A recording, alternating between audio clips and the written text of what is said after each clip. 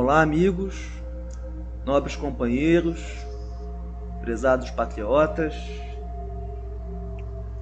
Essa é mais uma edição do Gadcast. Dessa vez não estou sozinho. Estou com meu amigo Pintacilgo. Pintacilgo, você está aí? Boa noite, Knut. Sim. Muito tempo passou desde a sua última vinda, né, Pintacilgo? Passou tanto tempo assim? Passou. Pra gente aqui foi uma eternidade. Legal. São muitos assuntos, né? Tem muita coisa pra gente debater, pra gente explicar, pra gente bater papo aqui, conversar. É um prazer enorme estar voltando aqui. A gente conversou em off outras vezes, né? Knut, eu terminei vários livros e comecei a preparar uma pauta. O problema é que, assim, tem tanta coisa que eles escondem da gente. O nosso, que eu tô assim com ódio terrível, o nosso sistema educacional esconde autores, esconde livros, para de editar livros. E quando você descobre coisas que estavam ocultas, assim, que você fala, não acredito que nunca tocaram nesse assunto no colégio. São coisas que deveriam ter sido ensinadas na igreja, no colégio, na imprensa, e simplesmente é como se não existisse. Ou seja, se não fosse a internet, ou Knut, jamais eu conseguiria estar fazendo o que eu estou fazendo, porque a maioria do material que eu estou lendo eu consigo PDFs, e o PDF eu jogo no Kindle. Com o Kindle eu consigo levar para o trabalho, eu levo de moto, eu leio, faço citação, pesquiso na Wikipédia na mesma hora. É uma ferramenta que agiliza muito o estudo, né? Você ter o PDF dentro do Kindle.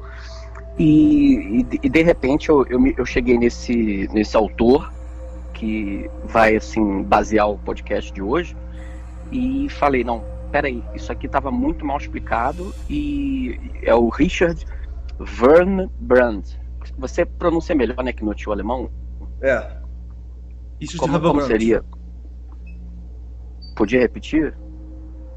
Depois, o Pintacilgo, eu compartilho, né, do sentimento que você está tendo, que é esse sentimento de você acha que você está enganado. Você foi enganado, né? E aí você tem aquele sentimento de revolta. Você às vezes você pensa assim, caramba, mas eu, não sei você, cara, eu quando eu tô estudando assim sobre esses assuntos, eu ainda tô naquela fase da dúvida, sabe? Tipo assim, é impossível que seja, porque tá muito na nossa cara, né? Mas é impossível que seja um plano tão maquiavélico, né? Com tantos rastros, né? Você não acha que a gente pode estar pegando algum rastro, uma pista falsa, assim? Sim e não. Vamos tentar melhorar esse argumento. O que acontece? Eu estava estudando integralismo, né? Eu comecei a aprofundar mais pesado na obra do Gustavo Barroso, e aí volta aí depois aquele iniciozinho do apontamento que eu botei ali, que é o método Pintacilgo de investigação, e aí você começa a fazer, dentro desse meu método de investigação, você começa a fazer aproximações e deduções e também induções, que assim, quando você transpõe isso para a sua vida real, não deixa nenhuma dúvida. O que eu estou querendo dizer com isso? O Gustavo Barroso, ele foi um imortal da Academia Brasileira de Letras. Ele é considerado um dos autores brasileiros, um dos maiores autores em quantidade de obras escritas e publicadas, né? Hoje em dia, qualquer um que tem aí 5 livros já está dando entrevista na televisão, né? Não, esse cara tem uma quantidade de obras, e o História Secreta do Brasil tem 4 ou 5 volumes, são livros de história, são várias e várias páginas, tá? São livros grandes, e ele fez um estudo muito, muito complexo, imagina, até para a época, foi um negócio muito profundo, e era totalmente fora do mainstream. Não pode falar isso. É proibido falar de Gustavo Barroso, né, ultimamente, né? É proibido falar de Gustavo Barroso. Então, como é que eu começo a fazer a junção? O que a esquerda diz do Olavo de Carvalho? Do Olavo não se fala. E no andar que está a carruagem, Knut, daqui a 100 anos, que é mais ou menos o tempo que o Gustavo Barroso viveu, 100 anos atrás, daqui a 100 anos o Olavo de Carvalho vai ser deletado, se as coisas continuarem como tá. vai se proibir de fazer os livros dele, você só vai achar em sebo, depois PDF, daqui a pouco ninguém vai falar mais nada, e aí vão começar a frear, você vai começar a ter dificuldade de encontrar, e assim como esse o Richard Wurmbrand aí, tá lá, eu achei o PDF dele para quem quiser no Portal Conservador, também é um site que foi uma descoberta assim, volto a dizer, como eu não conhecia esse site antes. Então foi também assim, o pessoal fala que só um parênteses dos nossos intermináveis parênteses. Gente, ouvintes, é o seguinte, a nossa série esse já é o 7º episódio, tá? Eles derrubaram alguns episódios da série, uma série que tem aqui eu e o Knut, e essa série, os primeiros episódios eles estão no Spotify, né, Knut? No iTunes, no Google Podcast, né? Inclusive esse próprio episódio, caso aconteça, né, deles derrubarem, já está sendo gravado, pode ficar tranquilo que mesmo se denunciarem a live, esse episódio vai estar gravado, virá lá para nosso feed no iTunes. Legal. Então eu descobri esse Portal Conservador, eu descobri que foi refundado o movimento integralista brasileiro, com o nome de Frente Integralista Brasileira, já entrei em contato com eles, já fiz a minha doação, porque eu dou o dinheiro para todo mundo que está fazendo alguma coisa que seja contra o que a gente vai falar aqui hoje. Eu estou dando dinheiro aí, estou contribuindo, eu estou ajudando, né? Faço o que eu posso. E o livro tá lá, para quem quiser baixar em PDF, é um livro rápido de ler, eu li em 2 dias e traz assim, para mim foi muito chocante, Knut, e por isso que eu não tenho dúvida que a gente está no rastro correto, respondendo a tua pergunta inicial. Por quê? Porque está se tentando esconder. Então, se está se tentando esconder, o que eu botei aqui no meu apontamento? Quem anda com essas pessoas, quem defende, quem esconde, e se você pode criticar. Aí você falou a verdade. Quem você não pode te criticar. Quem te domina geralmente é aquele que você não pode criticar. Aquele que você não pode criticar. Então, vamos lá. A gente vai ter que ficar fazendo tergiversações aqui, perfunctórias, para não falar certas palavras para o algoritmo não derrubar. Mas, bom, o que a gente sabe da Segunda Guerra Mundial? O Bigodinho lá, né? Você fez um podcast magistral com aquele cara, né? Com o William Menefrego, Deus abençoe. Deus abençoe, né, cara? Eu achei magistral o podcast, mas o povo judeu que foi massacrado pelo Bigodinho, ele tem hoje quantos filmes sobre isso? Sei lá, milhares. 20, 30, milhares, todo ano sai um filme sobre isso. E o que o nosso pai fundador da direita, o Olavo de Carvalho, fala? Tem algum filme anticomunismo? Não tem nenhum filme anticomunismo em lugar nenhum, eu nunca assisti. E hoje, o que eles falam da gente? Eles chamam a gente de fascista. Todo mundo que não pensa como eles é fascista. E o que é o fascista? Eu não vou entrar muito em detalhe, não é o objetivo aqui do podcast, mas é só... esses dias o Flávio Morgenstern fez um podcast também magistral sobre a questão a fala messiânica que eles adotaram hoje, 2020. A imprensa brasileira está assumindo o papel de religião. Por quê? Eles não dão mais notícia, eles fazem juízo de valor e eles querem ser um farol da moral brasileira de como a gente deve pensar. É isso e a linguagem deles toda é voltada para isso. Então, a partir do momento, e isso que eles falam assim, fulano é fascista. Cara, pode checar, pode ir atrás, pode perguntar, pode pesquisar, que vai ser um conservador, um nacionalista, um católico, qualquer um que discorde da agenda satanista deles. É isso que está acontecendo. O que você acha, Knut? Então, para início de conversa, caso alguém não esteja familiarizado com esse tipo de assunto, se alguém está assistindo esse primeiro episódio, melhor parar por aqui e escuta desde o primeiro. Vai lá pro feed do iTunes, procura Nova Ordem Mundial, assiste desde o primeiro. Todos estão com esse os primeiros estão com essa palavra-chave, né? Aí você escuta, aí depois você volta, cara. O que ficou bastante claro, a gente provou por A mais B dos últimos episódios, é que o inimigo real nós estamos lutando contra satanistas. É satânico. né? Não tem Sim. essa, o inimigo é no fulano de tal, o inimigo é o bilionário tal, o inimigo é a filosofia tal. Não tem essa. Isso aí são instrumentos do satanismo, né, o Peter Silva? Sim. E cada vez, olha só, então vamos fazer mais um parágrafo aqui para quem não está familiarizado com o que é a nova ordem mundial. É muito difícil entender, tá, gente?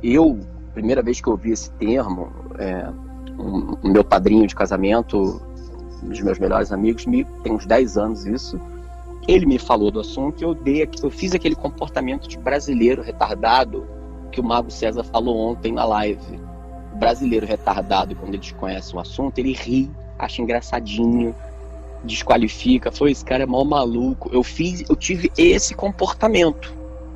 E ele continuou falando, e um belo dia eu sentei e fui estudar o assunto. E aconteceu comigo exatamente a mesma coisa que aconteceu com Dom Felipe de Orleans Bragança. Ele falou, é tudo verdade. Não, Pepe, porque tem muita gente que não entende. Dom Felipe de Orleans Bragança é um político brasileiro, deputado federal, descendente da Casa de Bragança. Não tem, já abdicou da posição dele ao trono, mas é um intelectual altamente gabaritado na Sorbonne, eu acho que ele estudou nas melhores faculdades do mundo, da França, né? E ele, no primeiro momento, quando apresentada a teoria da questão do globalismo, da questão que o Olavo fala, né? Que existiria um grupo de pessoas que governaria o mundo, né? Ele falou que parecia a teoria da conspiração. Mas, segundo que ele, depois de ter estudado, ele falou, parece conspiração, mas é a mais pura verdade, né, Pedro? Sim. E o mais absurdo disso tudo é que há 100 anos atrás aqui no Brasil existiu uma alta intelectualidade que morreu, acabou, que o Olavo de Carvalho sempre fala disso. Ele fala que quando há 30 anos atrás ainda tinha 2 ou 3 vivos, que eram todos amigos dele, morreram todos e sobrou ele. Isso é a mais pura verdade, acreditem no que eu estou falando. E há 100 anos atrás, o movimento integralista brasileiro, ele combatia essas forças nos jornais, através de livros, tinha um movimento dos camisas verdes brasileiros, e era um assunto de domínio público, era uma conversa corrente nos meios intelectuais brasileiros, não tinha segredo, todo mundo sabia do que a gente vai falar aqui agora. Ou seja, como é que eles conseguiram deletar isso do imaginário coletivo? Como é que eles conseguiram deletar isso do nosso sistema educacional e religioso? Simples. Eles estão na frente, eles estão ganhando a briga. Por quê? Esses grupos que a gente vai falar aqui hoje compraram as imprensas há mais de 100 anos. Compraram as imprensas. Não tem mais nenhum órgão de imprensa que não seja deles. Todos. Eles dominam a imprensa. Não tem nenhum órgão de imprensa mainstream que não seja deles, exatamente. As redes de televisão, Hollywood, produtoras e partidos políticos. Mercado financeiro. Bancos. Então, vamos tentar aqui hoje separar alguns conceitos que o pessoal aqui fala muitas vezes aqui nos episódios passados, o pessoal fala sobre o sionismo, e é um assunto que é muito difícil você abordar isso sem ser taxado de antissemita. Sim. Mas o próprio a origem do povo judeu, que eles sofreram, eles são um povo que até então, até 1967, eles eram um povo apátrida, se espalharam pelo mundo, têm uma religião própria, eles estão unos, a grande maioria sabe de que tribo de Israel que eles descendem, mas não é a mesma coisa judaísmo e sionismo. Sim. Então, boa parte do que a gente sabe da chamada conspiração sionista, que o Gustavo Barroso denunciou nos Protocolos dos Sábios de Sião, que é um dos livros mais, eu também recomendo bastante, tem de graça na internet, é pequeno, é rápido de ler, você lê em 2 dias também, e cara, tudo que tá ali, não importa quem escreveu aquilo já se realizou. Então, é mais ou menos como você lê os primeiros livros do Olavo de Carvalho, de 20, 30 anos atrás, e você, cara, aconteceu exatamente o que ele falou que ia acontecer. Por que ele falou que ia acontecer, aconteceu? Porque ele é gênio? Não, porque ele é muito velho, simplesmente ele é muito sábio, e ele sabia os planos, porque ele não estava estudando Lula em si, ele sabia quem estava mandando nesses caras, entendeu? Ele tinha essa noção de que tem um comando central. Essas pessoas que a gente que mandam os nossos políticos aí, Lula, Fernando Henrique, Dilma, Biden, gente, pelo amor de Deus, essas pessoas são peças num tabuleiro. Assim como a gente tentam fazer a gente acreditar que o Lula manda mais que o Fernando Henrique Cardoso, que é um absurdo. Para quem não sabe, o ex-ministro da Educação, o Abraham Weintraub, está falando direto agora aí. Ele está tendo um papel importantíssimo no que está acontecendo hoje no Brasil. O canal dele está muito bom, recomendo. E ele fala uma coisa que é inadmissível, que um curso de formação das Forças Armadas não fale disso, o catecismo não fala, a igreja não fala, o colégio não fala e professor de história muito menos. Mas foi o avô do Fernando Henrique Cardoso que, dentro de uma lojinha, juntou com outros escravocratas, proprietários de terra, produtores de café. Ressentidos com a abolição. A bodaiada toda, indignados com a abolição da escravatura, eles resolveram expulsar a família imperial do Brasil, decretaram essa república que não tem nem comentários, né? Ninguém está satisfeito com isso, só eles estão satisfeitos com isso, e isso não é dito em lugar nenhum. É uma república satanista, né? É uma república satanista que foi a sede dela em Brasília foi desenhada por um arquiteto satanista que descende dessa até o sobrenome é igual, né? O Marx, né?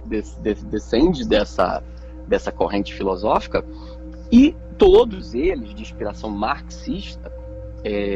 A gente falou no passado um pouco dos antes da gente estudar uma ideia, defender uma ideia, quando lançam uma ideia na nossa cabeça, vamos procurar saber a origem disso, a origem dessas ideias, as bases filosóficas que permitiram essa ideologia surgir. É isso que a gente tem que perguntar. E aí, volta naquele método pintacilgo. Quem defende, por que defende, com quem que está andando e para onde está indo o dinheiro. Sim. De onde vem o dinheiro, para onde está indo o dinheiro. Tá. Se você descobrir isso, acabou. Ô, Pintacilgo, alguns dos nossos amigos estão meio despertos. Não estão completamente despertos. Eles acreditam que o inimigo é, entre aspas, o comunismo, né? Entre aspas, o comunismo. Mas a gente sabe que o comunismo é só um dos braços do inimigo. O comunismo não é o inimigo, é só uma das formas, uma das peles. O inimigo tem outras peles, né? Sim, sim. Antes mesmo do comunismo que foi inventado, já existia o inimigo. O inimigo está aí há muito tempo, né?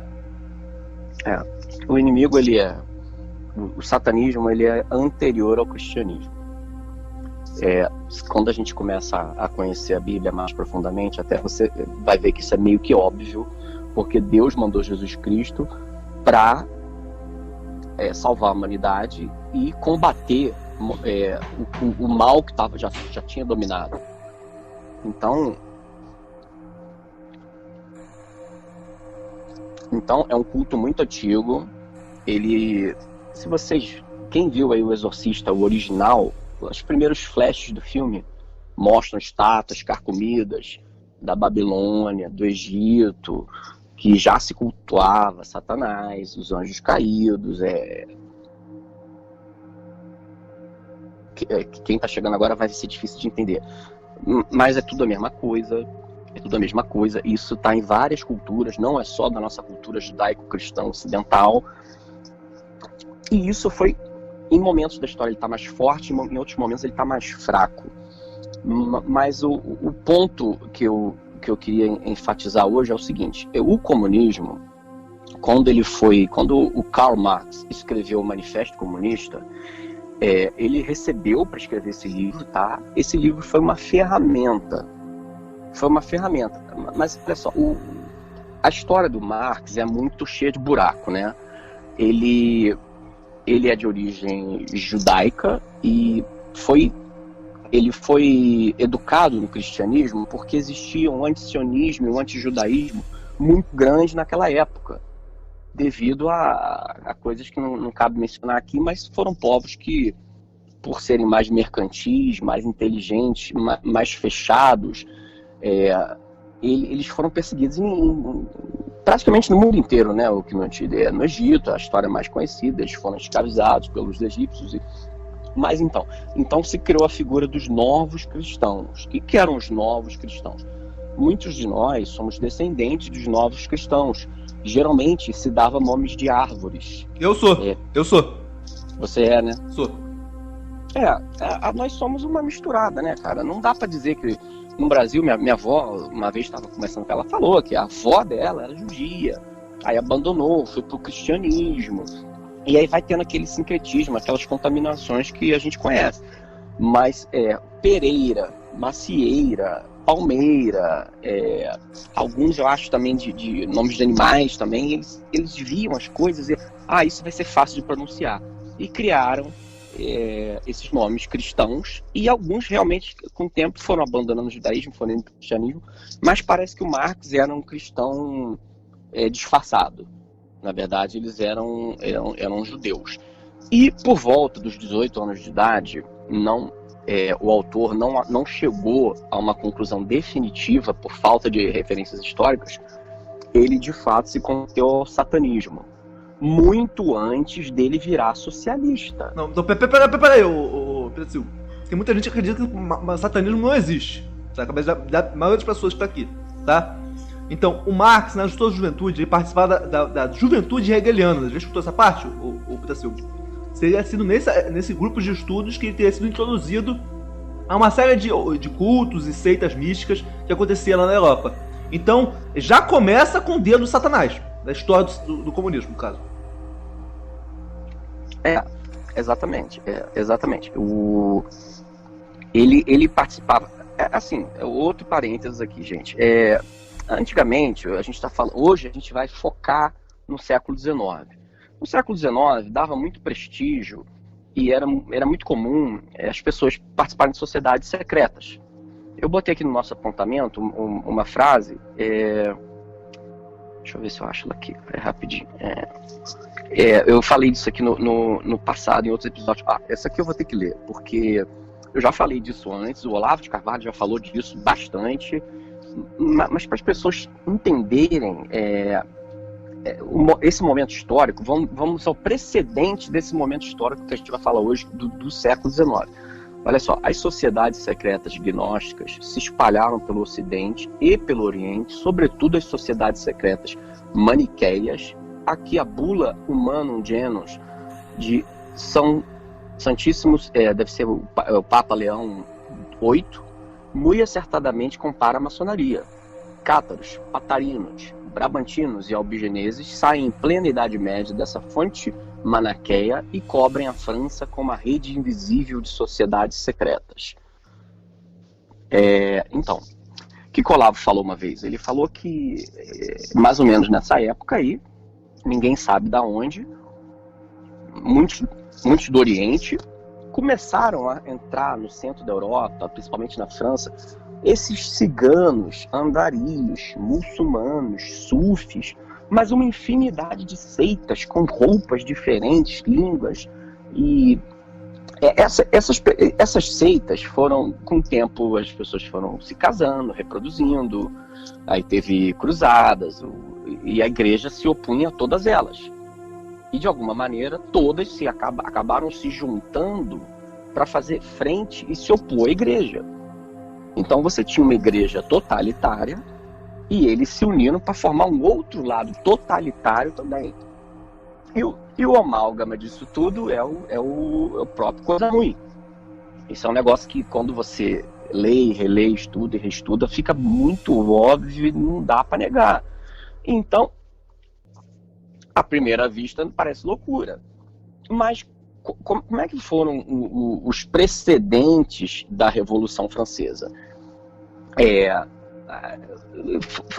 A gente já falou aqui, né, gente? Os Illuminati da Baviera, tem gente aqui nos comentários pedindo para falar. Já teve um podcast nosso que isso foi mais bem detalhado, mas a gente vamos tentar passar hoje aqui o encadeamento lógico que culminou com o comunismo. Todo o arcabouço ideológico do comunismo, ele estava pronto 70 anos antes de Marx lançar o Manifesto Comunista e da Revolução de 1917. Então isso tudo já estava pronto. Só que precisa de um tempo para aquela coisa amadurecer e ser lançado. Então, se você analisar desse aspecto, desde a Revolução Francesa, essa nova ordem mundial que tanto se fala aí, ela começou, na verdade, na Revolução Francesa. Qual a inspiração filosófica dessas pessoas, dessas seitas? O pensamento revolucionário, a mentalidade revolucionária, ela remete ao primeiro revolucionário da história humana, que foi Eva e Adão, que se rebelaram contra Deus e foram expulsos do paraíso.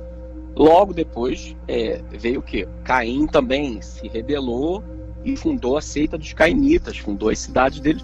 Gente, isso não é tão alegórico como a própria igreja faz a gente querer acreditar.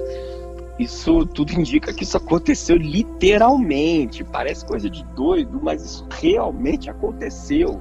Essas pessoas existiram sim. Essa parada tem muitas evidências que a gente já tratou aqui no passado disso aí.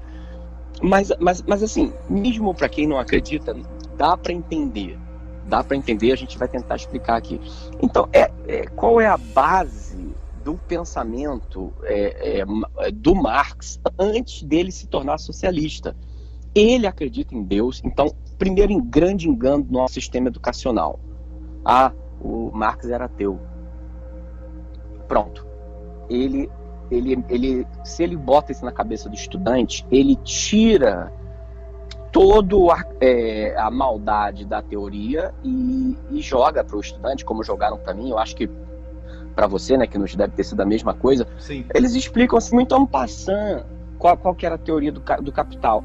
O sistema socialista propõe uma economia planificada, onde todos vão ser felizes, e distribuição do a centralização, aquela coisa bem mecânica. Mais-valia, religião ópio do povo. Exatamente, e Marx era ateu. Quando ele fala que Marx era ateu, ele exclui da gente todo esse véu de sociedades secretas e iniciáticas, da qual ele fazia parte, e muito antes de se tornar socialista, e que foram as pessoas que pagaram para ele escrever o Capital. Agora você chegou e falou, gente, Marx não tinha nada, né? Uhum. Ele não tinha nada. Da onde ele tirou o dinheiro para ele escrever aqueles livros todos? Para ficar tanto tempo em teoria. De como ele conseguiu trabalhar em todos os jornais. Ia para um país e já arrumava emprego. Como que ele conseguiu isso? Através Exatamente. É meritocracia, né? Que que chama o nome disso? É meritocracia, né? Mas, gente... Até a galera da lojinha da época, amigo. Exatamente. Tudo combinado. Exatamente. O Capital foi encomendado. Todo o trabalho intelectual dele foi encomendado. Falou assim, faça isso. Aí ele foi lá, pesquisou, fez uma pesquisa porca de qualquer jeito para chegar à conclusão que ele chegou. E se você consegue, não sei se você consegue botar aí no vídeo, a árvore genealógica dele, mostrando que ele é primo dos Rothschild. Tá, vamos botar aqui a árvore genealógica do Marx para mostrar que a gente não tá mentindo, né? Exatamente. Então, e quem que começou a suspeitar disso e trouxe isso a conhecimento público foi o amigão dele, o Bakunin. Mikhail Bakunin, que era uma das pessoas a gente vai explicar aqui das pessoas que andavam com ele, desse ciclo de influências do Marx no século XIX. O Bakunin foi uma das figuras mais influentes do anarquismo e um dos fundadores da tradição social anarquista. Um cara realmente, era um radical, hoje não se fala tanto dele, mas ele foi teórico político, sociólogo, filósofo, revolucionário e tal, mas em algum momento ele percebeu que o Marx e o Rothschild eram primos, entendeu? E ó, esse aqui eu vou ter que ler também, porque é muito importante. Ó. Este mundo é actualmente, na sua maior parte, à disposição de Marx por um lado e de Rothschild por outro lado. Isto pode parecer estranho. O que poderia haver em comum entre o socialismo e um banco de primeiro plano? A razão é que o socialismo é autoritário. O comunismo de Marx exige uma forte centralização do Estado. E onde se produz uma centralização do Estado, deve haver necessariamente um banco central. E logo que tal banco exista, nós encontramos obrigatoriamente por trás a nação, não posso falar, parasita a especular sobre o trabalho do povo. Ou seja, em algum momento eles tiveram aí uma discordância e hoje a gente sabe aí, embora isso ninguém vai te dizer isso na escola, que a família mais rica da história da humanidade é parente de sangue do Marx, que prega a divisão da riqueza para a população. Então, vamos fazer agora, explicar rapidamente para quem ainda está iludido com esse negócio de esquerda, meus prezados. Basicamente é o seguinte: eles entram nos países com essa ideologia, enchem os países de regulamentação, igual fizeram nos Estados Unidos, lei trabalhista, lei feminista, tributação pesada, taxação de grandes fortunas, e é o que estão fazendo agora na Argentina, é o que fizeram na Venezuela, e eles quebram os pequenos empresários, não interessa para eles. E aí os grandes empresários do próprio país compram os pequenos e se tornam monopolistas. E eles vão lá e compram os grandes empresários daqueles países, ou viram os maiores acionistas dessas empresas que compraram as pequenas no passado. Então hoje você tem que os Rothschild, por exemplo, eles são acionistas majoritários das 500 maiores empresas do mundo, e isso há mais de 100 anos. Há mais de 100 anos. Então a renda que eles têm anual com ações e dividendos de ações é um negócio que não dá nem para explicar. E essa dinastia sabia que ia ser perseguida pela própria origem racial e religiosa deles. O que eles fizeram, os primeiros barões de Rothschild? Eles espalharam os filhos deles pela Europa.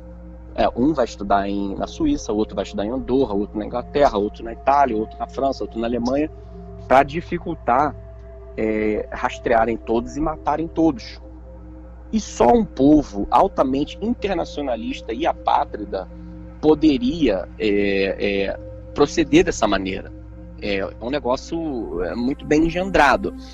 Então hoje você vai ver na internet as 13 famílias que mandam no mundo, as 13 famílias Illuminati. Não é o assunto aqui desse podcast, mas elas existem sim, tá? Elas seguem a Kabbalah, que é um negócio... mais na frente você me lembra de voltar a falar disso. Mas elas seguem sim a Kabbalah negra, que é uma Kabbalah satânica, e bom, a família, a mais rica, a mais importante, a mais numerosa, a mais patriarcal é a família Rothschild, que controla os bancos centrais europeus. Deixa eu resumir, porque algumas pessoas não devem estar entendendo. Quer dizer que esse capitalismo ligado à elite negra criou e se faz uso do comunismo para aumentar seus ganhos. Tudo faz parte do mesmo plano de poder. É isso. Exatamente. Tá. Exatamente. E quando você adquire mais conhecimento, isso se torna óbvio e inegável.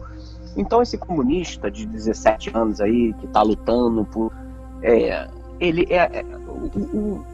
Gente, o sionismo, por si só, ele já é uma maçonaria, no sentido de que é uma pirâmide. E é uma pirâmide esotérica, com S, não exotérica, com X. Você acha que está claro para o ouvinte ou que não tinha diferença em esotérico e exotérico? Acho que sim. Então, o exoterismo é o que a gente está vendo na televisão, nos DCEs de faculdade, no PT, no PSTU, no PSOL, nesses partidos. O esoterismo é o que está escondido entre eles, no círculo iniciático, é o que você vai ver no PSDB, e é o que você vai ver na lojinha, é o que você vai ver na Kabbalah, e é o que você vai ver em algumas sociedades aqui que a gente vai falar hoje. Então é o seguinte, o DCE de faculdade, aquele pessoalzinho lá do sotaque peludo, é a ponta de lança.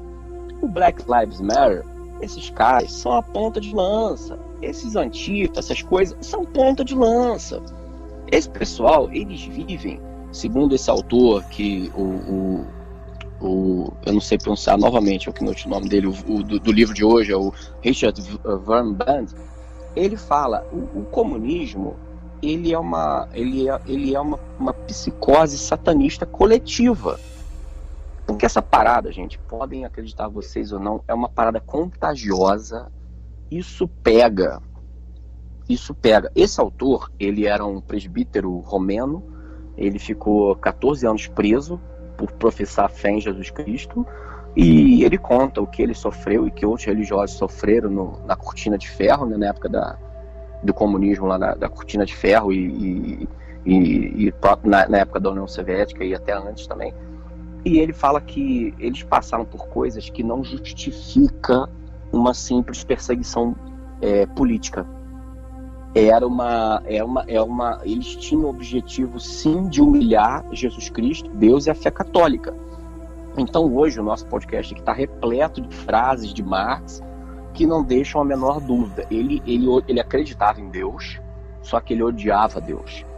Ele falava o seguinte: eu vou tomar o lugar de Deus, eu vou fazer um trono para mim acima do trono de Deus. E ele blasfemava o dia inteiro. Tanto que, outra coisa que é escondido da gente, os primeiros poemas de Marx, o Lanem, A Donzela Pálida, O Violinista, ele fala abertamente aqui do satanismo que ele seguia. Então você entra lá eu não sei se vai achar isso no Amazon oficial, mas você entra na internet, você digita, você baixa, tá de graça essas obras dele, você vai ver que ele é um satanista. Mas quando você está no colégio, o cara fala pra você, não, Marx era ateu, você não vai procurar mais. Pronto, era ateu e acabou. Não, ele não era ateu. Ele era satanista. Então ele acreditava em Deus, mas ele não acreditava que Deus era superior a Satanás. Então volta naquela velha crença de que, porque eles acreditam o demiurgo, eles veem Deus como Deus católico, como um demiurgo. O que seria o demiurgo? É um Deus mau. Por que ele é mau?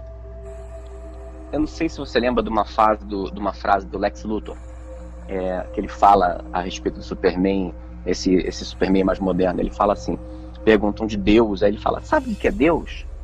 Deus são seres de capinha vermelha que voam por aí e não dividem o poder com a gente. Então é essa raiva revolucionária de você não aceitar uma hierarquia sobrenatural que existe e você se rebelar. Você não quer morrer, você não quer ir para o céu, o cara fala para você, não coma o fruto dessa árvore, você não quer obedecer, você quer comer aquele fruto. E tudo que qual que é o legado de Marx, aí já falando um pouquinho do século XX? O Marx vai desembocar no Aleister Crowley. E o Aleister Crowley no Brasil, ele vai desembocar em quê? Raul Seixas, Gilberto Gil, o Oscar Niemeyer, ele vai desembocar na Tropicália, ele vai desembocar no movimento hippie, que começou na rua Haight Ashbury, na Califórnia, em São Francisco. Inclusive eu morei lá, eu sei bem do que eu estou falando. Então esse encadeamento lógico, aquele lema do Caetano Veloso, é proibido proibir, ele vem do quê? Da lei de Telema. Da lei de Telema, que é do Aleister Crowley, que vem da onde? Que vem do Marx. Que vem da onde? Que vem do Moses, que a gente vai falar aqui hoje também. E o Moses, Marx, todos esses vêm de onde? Eles vêm da Joanna Southcott. A Joanna Southcott, ela já não é do século XIX, ela é do século XVIII. Vejam o encadeamento lógico. A Joanna Southcott era uma inglesa que deixou uma vasta obra, digamos assim, New Age, né? É uma obra religiosa não cristã, né? New Age, E eu não tenho quase nada dela em português, eu não achei praticamente nada, então não recomendo também que fiquem lendo esses livros. É uma obra muito vasta, então essas pessoas escrevem muitas das vezes sobre transe, né, Knut? Nós dois sabemos disso, que é bem sabido que essas pessoas escrevem em transe. Por isso que ela morreu com acho que 60 anos de idade, com uma obra vastíssima. E eu não acho que vale a pena ninguém se aprofundar na obra específica dela, mas em um determinado momento ela disse que estava grávida do anticristo e não nasceu nada, aí a seita meio que acabou. Ela deixou uma caixa misteriosa que era para ter sido aberta não sei quantos anos depois, na presença de 12 bispos, e essa caixa sumiu, ninguém deu a menor importância. Mas num determinado momento a sociedade dela era muito influente e ela cooptou o Marx, tá? Ela cooptou todos esses que eu falei aqui, eu botei o apelido de Clube do Cabelo. Então vocês vão ver, gente, que o visual do Karl Marx, aquele cabelão, aquela barba, não é só ele que tem esse visual. O Knut vai botar para vocês aí as fotos das pessoas que a gente vai falar, e depois vocês pesquisem por vocês mesmos, que aí vocês vão ver que esse visual é um visual da Kabbalah. Então você vai entender por que daquele visual do Lula, por que você chega em vários partidos comunistas aí pequenos, Brasil afora, você vai ver esses caras com aquele cabelão sujo, suado, aquela barba por fazer. Não é uma homenagem a Marx, um desleixo puro e simplesmente. É porque a Kabbalah negra, satânica, mesclada com essa escola da Joanna Southcott, produziu o Marx, produziu o Moses Hess, que foi enfim, ele é uma figura central no que a gente está tratando aqui.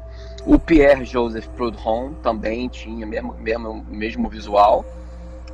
O Jerry Rubin, o Mikhail Bakunin. Agora, e de legado, o Jerry Rubin já é desse século, né, gente? Ele é desse movimento New Age, satanista, já americano ali, década de 60, é um dos fundadores aí do movimento hippie americano. O Friedrich Engels, o Ludwig Andreas von Feuerbach. Se vocês botarem as fotos desses caras aí no Google, vocês vão ver que todos têm aquele visual que não era comum na época, tá? Não, mas você está falando, o negócio todo mundo usava isso. Não era. Na época não estava na moda. Então era um jeito, a gente sabe, quem estuda esse assunto, que eles gostam muito de simbolismo. Então esse cabelo, essa barba, era um simbolismo dos discípulos da Joanna Southcott. Tá dando mais ou menos para acompanhar, Knut? Algum ponto que você acha que... Não, peraí, tem algumas pessoas que não devem estar pescando agora.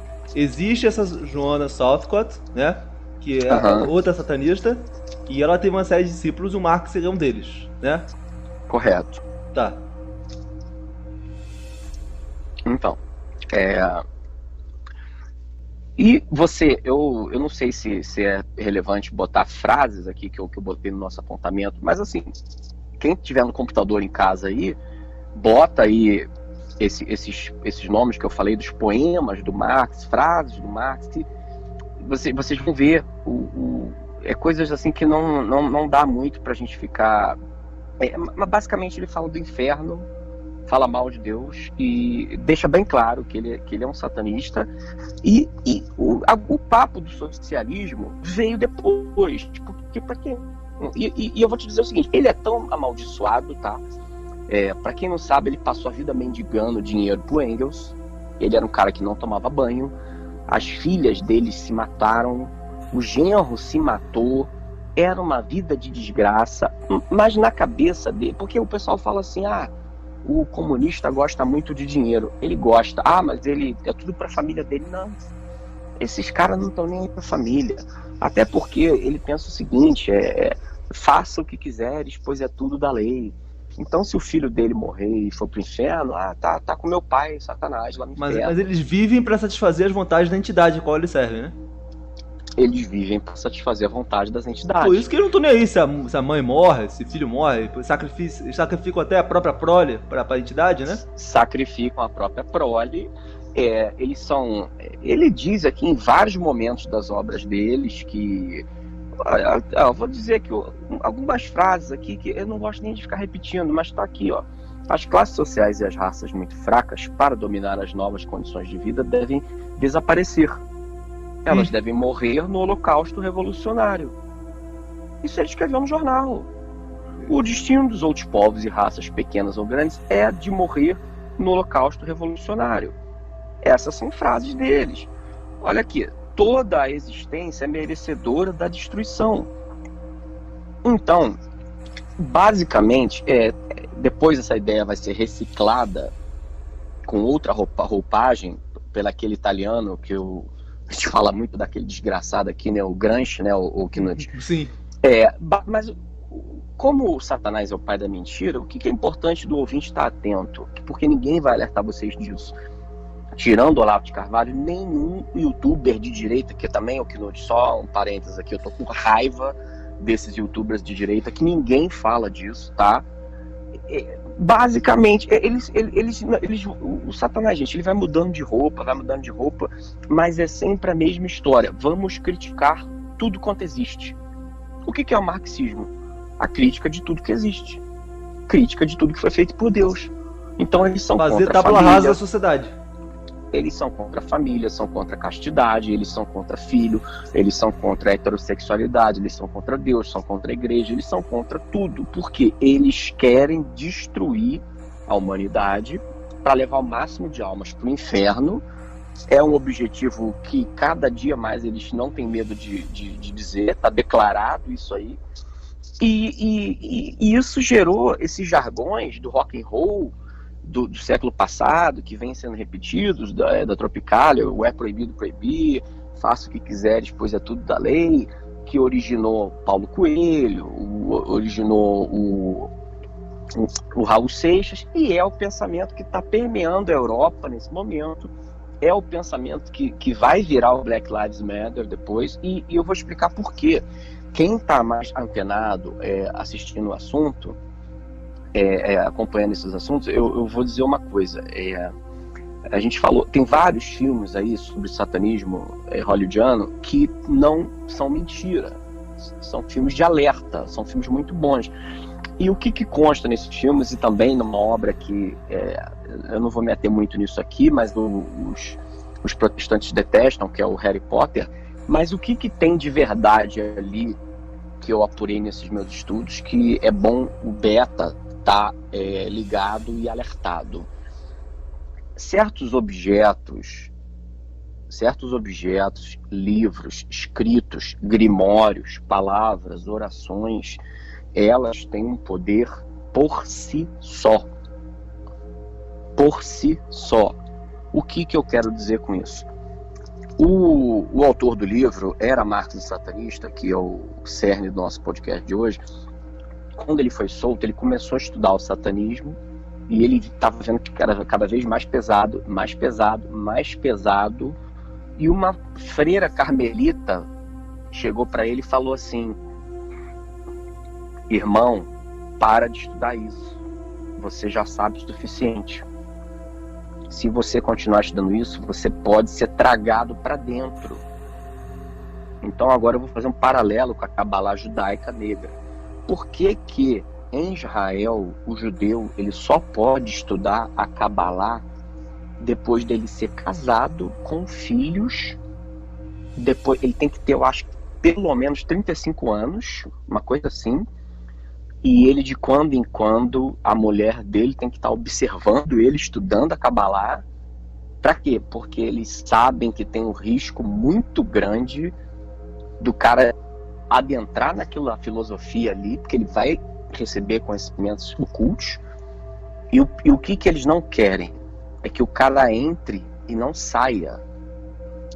E isso acontece, você vê nesses filmes. Tem um filme recente que eu vi que eles entram numa tumba no Iraque e saem possuídos. É um filme sobre exorcista, muito bom filme, muito bom, filme recente. Eles entram e saem possuídos. Então não tem isso de de estar fingindo. Eles realmente foram possuídos no caso do filme, eram umas frases escritas na parede em aramaico. Os caras visualizaram essa frase, a frase era um encantamento, o painel era um encantamento, aquele encantamento funcionou como um programa de computador, é como um vírus. Não, é algo, a gente até poderia fazer um link, é algo quase que sobrenatural, talvez tenha alguma coisa a ver com magia, né? Mas parece Quase que algumas não, palavras, né? algumas palavras parece que liberam, emanam, invocam determinadas coisas, né? A física quântica, né? Quem acompanha também, eu recomendo muito a série do Mago César, né? A física quântica explica hoje isso, né? Tanto que os comunistas da União Soviética, eles têm um Pai Nosso satânico, né? Tá aí no livro do cara, tem um Pai Nosso satânico que eles rezam lá para invocar Satanás, para ridicularizar Deus e o cristianismo. Então você tem uma oração nossa do cristão que para nós é proibido todo tipo de... O cristão ele não pode participar de sortilégio, mediunidade, adivinhação, terreiro de macumba, umbanda, quimbanda, essas coisas, nós não podemos participar disso. E por que nosso pai proibiu a gente de participar disso? Por causa disso que eu tô falando aqui, gente. Isso não é brincadeira. Eu estava conversando sobre esse assunto lá no trabalho essa semana, que teve uma dança das cadeiras lá e tem um pessoal mais religioso no meu setor atualmente, e eu sempre coloco a seguinte questão: o Knut, qual o problema maior do kardecismo, do espiritismo? O cara, você não acredita? Eu falei, acredito, claro que eu acredito. Eu acredito, é evidente que eu acredito. Evidente que eu acredito. Por que eu não pratico? Porque você não tem como saber quem é que está te dando aquelas informações. Exatamente. O fenômeno é real. Agora a explicação é dubitável. É dubitável. Então, o Knut, é a mesma história. Eu falei isso, cara. Parece criança mentindo pra mãe. Parece a gente no colégio, com 4, 5 anos de idade, mentindo pra professora. É tão óbvio. Você vai lidar com uma consciência superior, imortal, que tem uma visão muito mais ampla que a nossa, e você acha que você vai ganhar esse jogo? Ô Knut, é igual eu te falar, pega o seu pouco dinheirinho e vai jogar pôquer com o campeão mundial de pôquer. Quem sabe você ganha, né, Knut? Vai pro tribunal com uma MSOL que já tomou dinheiro de 5, 6 caras diferentes, sofreu uma falsa acusação. Aí você imagina, Knut, você se defendendo no tribunal, aí quem é o júri? Talíria Petrone, imagina o Tabata Amaral, aquela outra do Roda Viva, umas feministas... Vera Magalhães. Como é que você vai se defender disso? Então, é melhor você nem ir. Pra que você vai ser saco de pancada, ser joguete na mão desses caras? Pra que você vai se enfiar num negócio? Então, um amigo meu evangélico, ele postou uma vez uma charge, eu achei interessantíssimo. Ele é um dos caras que é o cara que ministra o curso de Bíblia que ele faz aqui para alguns iniciados que eu participo. É o seguinte, gente, as proibições bíblicas, elas não são proibições de stricto sensu, elas são avisos. Não cruze essa linha. Não é porque eu sou chato, eu sou malvado, é porque atrás dessa linha tem um precipício que você não está vendo. É mais ou menos como a questão das drogas. Tem gente que usa droga a vida inteira e é produtivo, faz mestrado, doutorado, faz cálculo, está no mercado financeiro. Eu conheço gente que cheira sexta e sábado e o cara fica de boa. De domingo a quinta, o cara não toca nisso. Não, sexta e sábado eu vou cheirar pra ir pra balada. E tem cara também que bebe sexta e sábado, mas tem cara que não aguenta e bebe todo dia. Você nunca vai saber até você experimentar. E o judeu, como é um povo que tem aí 6.000 anos de tradição, eles sabem disso. Então eles sabem, olha, quem começar a estudar a Cabala satânica, a Cabala negra, muitos vão pender para outro lado. Filme, vamos falar em metáforas, igual Jesus falou aqui para o Beta captar.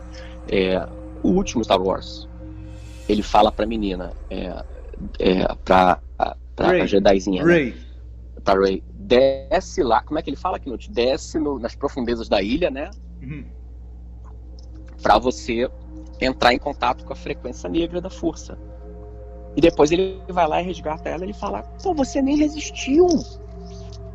Eles estavam te dominando, você nem resistiu. Quer dizer, se ele não vai lá, o Luke, ela não volta. Ela ia se deixar absorver. Por quê? É uma força muito superior a nós. É por isso que o Vaticano não pode qualquer padre fazer um curso de exorcismo e sair. Não, agora esse exorcista não é assim, gente. É um cara que tem que ter uma série de pré-requisitos, treinamento pesado, ele não pode fazer aquilo sozinho, porque você não tem chance contra ele. Eu comentei aqui no podcast passado, Knut, que eu acho que eu cheguei a comentar. Eu estava estudando esses assuntos e eu me vi na situação do Richard Van Brand.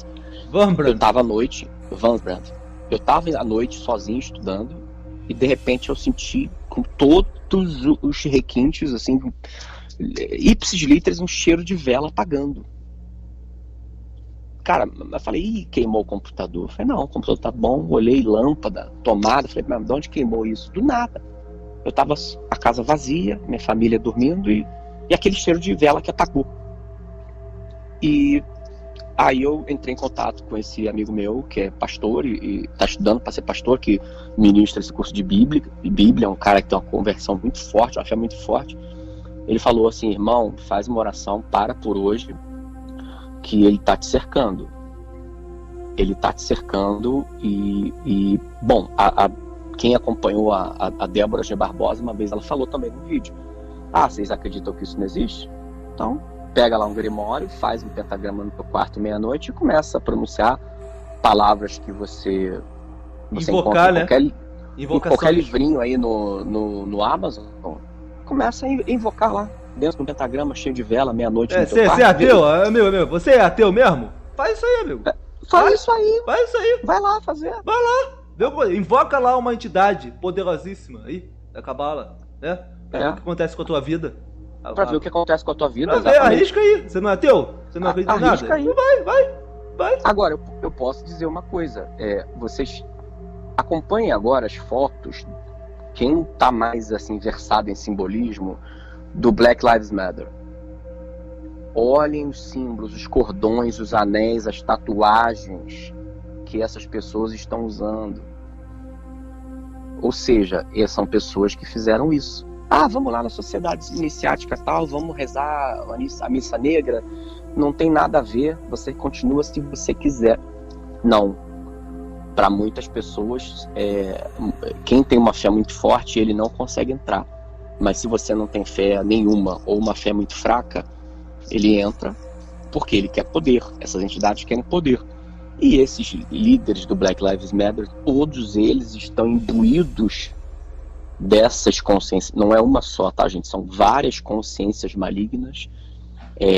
Existe um panteão aí de entidades que vieram com Lúcifer.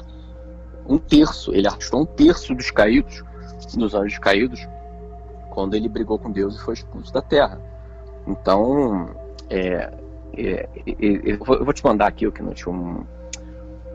Oi, Knut, tá no ar? Sim, pode falar. Eu vou te mandar aqui uma foto da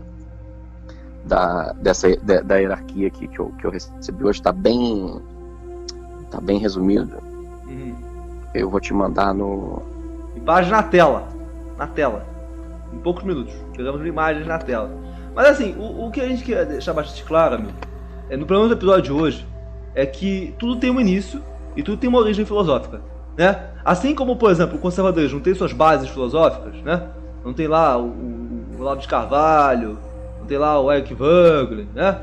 Não tem lá o Mário Ferreira dos Santos, né? Tem lá todo mundo que dá as bases pro pensamento conservador no Brasil. É assim também com o pensamento satânico, né? Que a gente chama, vamos falar comunista no caso, né? Mas o pensamento satânico ele também tem as suas bases. Só que nós não sabemos que é, porque tá tudo misturado. Eles falam coisas pra gente, tá tudo confuso. Eles confundiram a nossa cabeça no colégio, entendeu? O Marx odeia Deus, é todo mundo ateu. Eles dizem pra você ser ateu, mas vai lá pra ver se eles são ateus. Então todo mundo são rituais. Inclusive tem um relato de uma empregada, Karl Marx, na qual uma vez alega de ter visto ele com um monte de caveiras na mão, e um pentagrama no chão. O que você acha que ele tava fazendo? Algum experimento científico, né? Tava invocando espíritos, amigo. Você acha mesmo? Poxa. Exatamente. Aí a questão a grande diferença do cristianismo para essas religiões de mistério é que o cristianismo, ele não deixou esoterismo. Ele só deixou exoterismo. Toda a doutrina de Cristo, ela é aberta. É isso que eles não ensinam pra gente em aula de religião, no catecismo. Eu estudei em colégio católico a vida inteira, de 2 denominações diferentes, colégio de padre e de freira. Eu sou batizado, tenho primeira comunhão cara, eles não ensinam uma diferença básica do cristianismo para qualquer outra religião. Primeiro, que o cristianismo é para toda a humanidade. Ele diz como você deve tratar o cristão e o não cristão igualmente.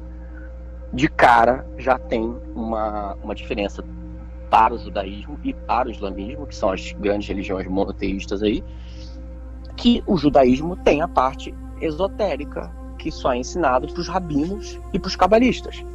Assim como o islamismo tem a parte esotérica, que só é ensinado para os muçulmanos, e a parte mais esotérica ainda, porque são círculos dentro de círculos, que é o esoterismo sufi, que para você entrar é uma sociedade secreta que pouca gente sabe o que se passa lá dentro, que parece que é 1 ano e meio são 3 anos de sofrimento, assim, você vira um empregado, você abre a mão da sua vida para você ser aceito no círculo sufi.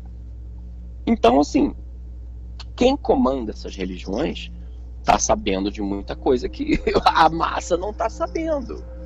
Por quê? Elas são piramidais, elas têm a hierarquia piramidal, igual é a lojinha, né? O que não está dando para acompanhar? Tá dando para acompanhar, meu. Então, agora vamos voltar um pouquinho lá para dinastia Rothschild. Para quem não sabe, entre outras pilantragens, qual é o pontapé inicial da fortuna dos Rothschild? O pontapé inicial, como é que eles realmente quebraram a banca? Quando a Europa estava sendo invadida por Napoleão Bonaparte, teve a famosa Batalha de Waterloo, que o Napoleão Bonaparte perdeu essa batalha. E naquela época, o nome dele não era ainda Rothschild, eu não lembro agora o nome dele. Ele era um sionista, mas, enfim, ele tinha um nome com Ziz no final. Nomes difíceis de entender, de pronunciar. Mas ele era um cabalista, né? E ele tinha já um serviço de mensageiros e um serviço de inteligência e espionagem à disposição dele. Então, ele morava em Londres, e quando ele soube que Napoleão perdeu a guerra, ele espalhou rapidamente, com 24 horas de antecedência, ele espalhou nos jornais, espalhou boatos no mercado financeiro. Napoleão ganhou. A bolsa desabou, a bolsa de Londres desabou, e ele comprou tudo. Quando chegou a notícia que Napoleão perdeu, a bolsa decolou e ele já era dono da Inglaterra. Ou seja, a família real come na mão dele há mais de 200 anos aí. E depois que ele fez isso, ele trocou de nome. Ele trocou de nome e sobrenome, botou Barão de Rothschild. Rothschild é muito sugestivo, né, Knut? Criança, né? Quente. Entra dentro daquilo que a gente já sabe que eles fazem, né? A gente já sabe o que eles fazem, até o nome dele não nega. Criança quente. Rothschild. Ele inventou esse nome, gente. Então, entendam isso. Ele escolheu se chamar Barão da Criança Quente. Cara, assim, eles debocham da nossa cara o tempo todo. E isso não é ensinado no colégio, não é ensinado pra ninguém. Só que, agora vamos avançar aí para 100 anos no passado. A gente estava 200 anos no passado. Há 100 anos atrás, todo mundo no Brasil sabia disso, através da obra do Gustavo Barroso, do integralismo, do Plínio Salgado. E por que isso foi apagado de 100 anos para cá? Porque é verdade, né, gente? Então você não acha mais livro do Gustavo Barroso novo. Agora, se você entrar na Saraiva, você já dá de cara com o Capital.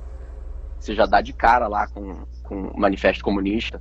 Você vai dar de cara lá com o que eles querem que você saiba, né? O que eles querem que você saiba. Então, eles estão contando a história.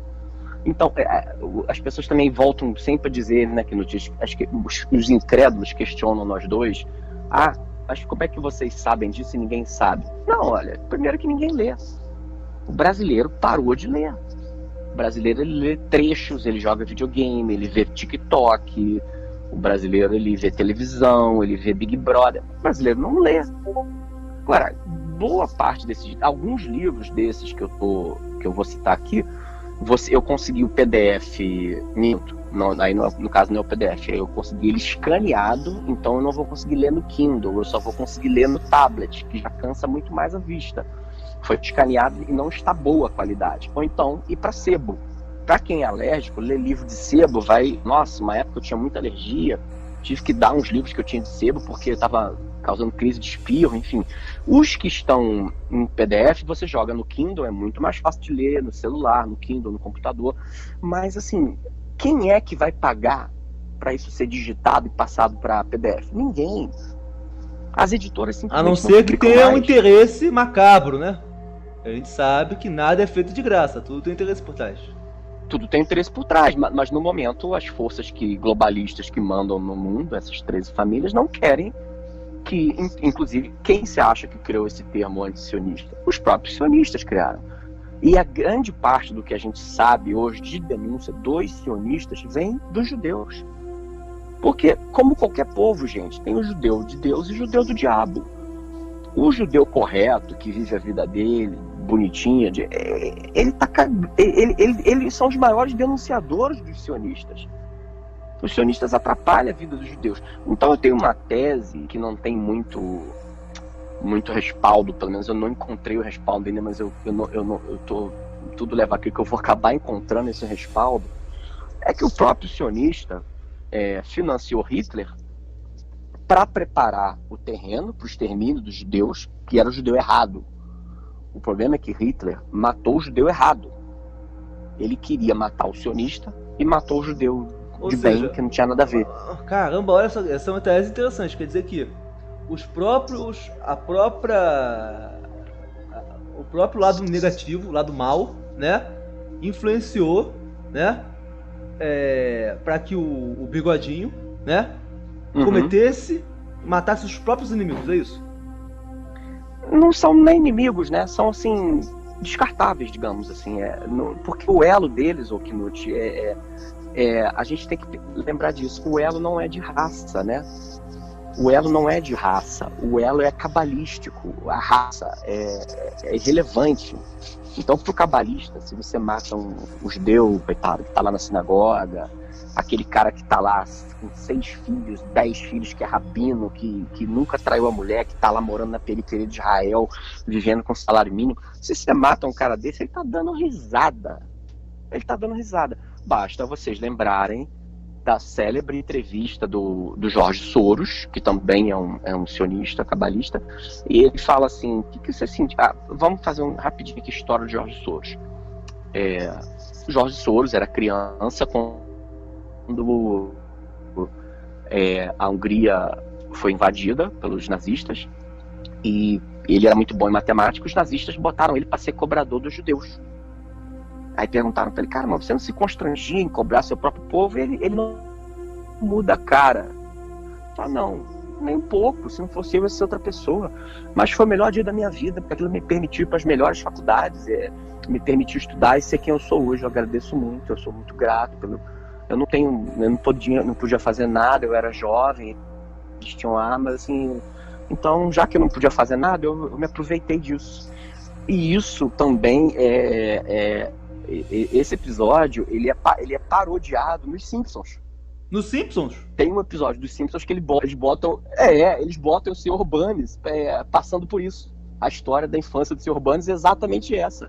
Que eles copiaram do Jorge Soros. Porque os Simpsons, eles só tem verdade ali naquele desenho, tá, gente?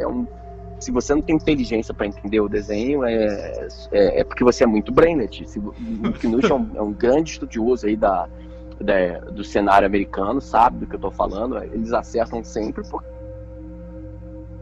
Sim. Que é muito grande. Não vamos ficar falando tão sempre certo. E tanto que eles.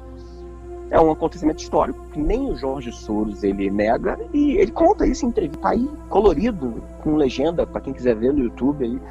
E o pessoal, aqui, mas o entrevistador fica com o olho arregalado assim, ele nem liga. Então, na minha opinião, é o seguinte: depois da Segunda Guerra veio-se tanto de filmes sobre o nazismo para justificar o quê? Você não pode criticar, mas toda crítica tem um fundo de verdade. O problema é que existem vários ramos de judaísmo, de sionismo, que não cabe aqui a gente tentar explicar profundamente cada ramo. Mas o ramo que domina o globalismo satânico da nova ordem mundial hoje, sem sombra de dúvida, entre outros que estão aí também juntos e brigando e cooperando ao mesmo tempo, né, dentro daquela teoria do professor Olavo, dos 3 blocos mundiais de poder, são sim sionistas, cabalistas, e é por isso que eles financiam esses filmes de nazismo, o Museu do Nazismo, do Holocausto, que sai todo ano, para criar um sentimento de que não se pode criticar. E foi o que amarrou a mão da Alemanha. Hoje o alemão é aquele cara politicamente incorreto. Por quê? Porque ele tem vergonha do passado. Mas o alemão que nasceu hoje não tem culpa nenhuma disso. Até porque o Bigodinho nem alemão era, né, Knut? Ele era austríaco, né? Sim. Eu recebi aqui o superchat. Vocês vejam como a coisa é intrincada. Sim. Recebi aqui o superchat rapidinho. O Wendel Silva doou R$5 e falou assim: a lojinha opera em 2 níveis, né? A dimensão para consumo popular e a outra que poucos conhecem. Sim. Olha só, estamos construindo massa crítica aqui, olha. O outro Paulo olha aqui. Comunismo é canivete suíço do satanismo. Exato. E por último, perguntaram pra você, o Peter Silva, você conhece Jack Parson? O Jack Parson, fizeram uma série sobre ele agora, mas durou uma temporada só, né? Uhum. É o cientista de foguetes, não é? Sim. O cientista de foguetes também, que era envolvido... A NASA, né, gente? Vamos combinar, né? Vai demorar muito para quem está chegando agora assimilar e aceitar certos conceitos. Mas a NASA, basicamente, é um terreiro de macumba, né, o Knut? É bruxaria pura. O Jack Parsons era um cientista de foguete aí, de ciência... um cara muito esquisito, a história dele. Ele estava envolvido com essas sociedades iniciáticas aí, mas o fato é que uma época na casa dele ele se trancou e começou a fazer da cabeça dele as experiências. Ele parece que tem pouquíssima educação formal e ele conseguiu, ele inventou a propulsão dos foguetes da NASA. Só que a história dele, eu não vi essa série não, e eu li alguns resumos assim, não me interessei mais profundamente, mas é uma dessas figuras aí da ciência, com muitas aspas aí, né, que a gente sabe que é derivado da alquimia e que nada mais quando a gente começa, quanto mais a gente se afasta dessas questões, a gente começa a ver que ciência, alquimia, tudo se trata de poder e de descobrir as coisas. A magia, o que é a magia? É uma palavra difícil de entender, né? Ela vem de mágica, que é sabedoria, que é conhecer. Então, ciência e magia são maneiras diferentes de você obter conhecimento, de você saber como funciona o mundo, como funcionam as coisas, obter poder. É por isso que os governos até hoje e desde sempre, eles têm cientistas, têm alquimistas e têm os ocultistas, porque ele quer colher informação. O governo precisa de informação e ele quer saber o que está se passando em todos os ciclos. Ficou claro esse pedaço, Knut? Ficou claro. Você mandou a imagem? Você mandou a imagem? Cara, eu não tô achando aqui porque a conversa andou. Infelizmente. Mas beleza. Eu não tô achando. Mas beleza. Mas assim, são aquelas entidades abraxas, enfim, Leviatã, Baphomet, Moloch, eles têm representações aí. Mas eu acho que nem é legal ficar falando muito disso. Não aí, pode nem, porque, eu gostaria até que você nem falasse o nome delas, dessas entidades, pra não dar problema pra gente. Não tem porquê, gente. Eu recomendo que a pessoa, acabando de ouvir isso aqui, faça uma oração, mas só frisando esse tópico de não. Uma coisa que também é bom falar da técnica do espelho, que é uma técnica que eu uso de estudo. Depois desse episódio que eu contei para vocês, eu descobri o seguinte: é melhor, antes de você entrar no autor, você lê a tese sobre o autor, tá? Eu botei na bibliografia para vocês uma tese de mestrado muito boa sobre o Gustavo Barroso, que a tese te dá um panorama geral da obra do cara. E quando você for estudar o satanismo, não peguem livros escritos por satanistas de satanismo para você, porque pode acontecer de você ser abduzido. Então, como é que é a técnica do espelho? Você pega um livro de um religioso que você goste, você pega um livro do Daniel Mastral, você pega esse livro que eu citei, do Richard von Brand aí, de um cara desse, e você vai estudar indiretamente. Porque você não corre o risco de ser tragado pelo conteúdo do objeto ou do texto. E isso não é brincadeira. Se você acredita em radiação, você tem que acreditar nisso. Se você acredita em onda de rádio, de calor, você tem que acreditar nisso. Você acredita em vírus, em energias negativas, você tem que acreditar nisso. O Mago César estava falando ontem da questão da vibe. Você, assim como você tem uma espiral positiva na sua vida que pode te jogando cada vez mais para frente com uma bola de neve, o inverso é verdadeiro também. Se você...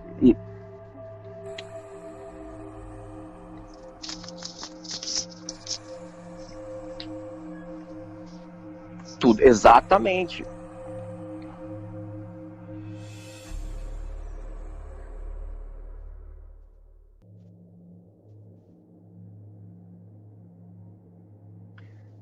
Exatamente.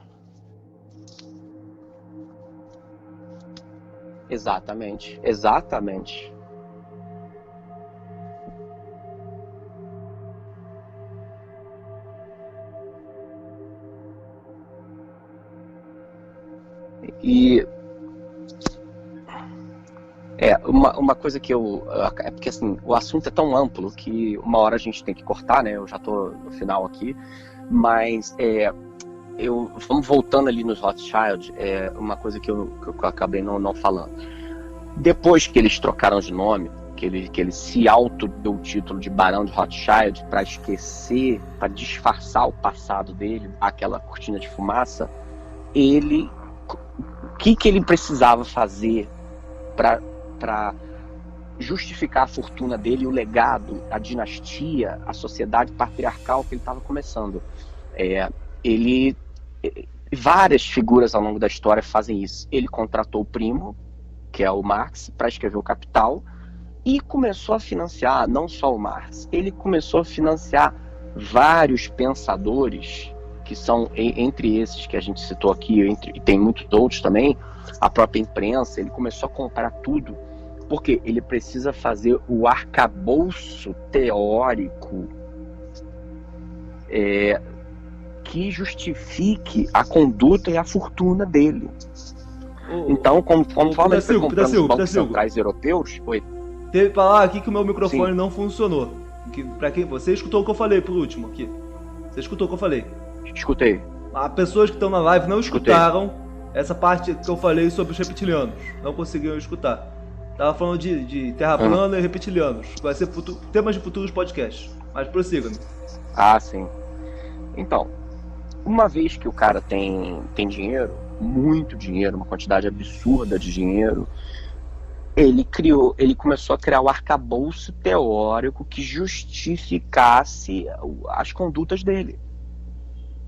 Então daí, o tema que eu estava pesquisando anteriormente, antes de eu me desviar e montar essa pauta de hoje, eu estava começando a estudar a obra do... agora eu não vou lembrar o nome dele, mas é o mentor intelectual lá do George Soros.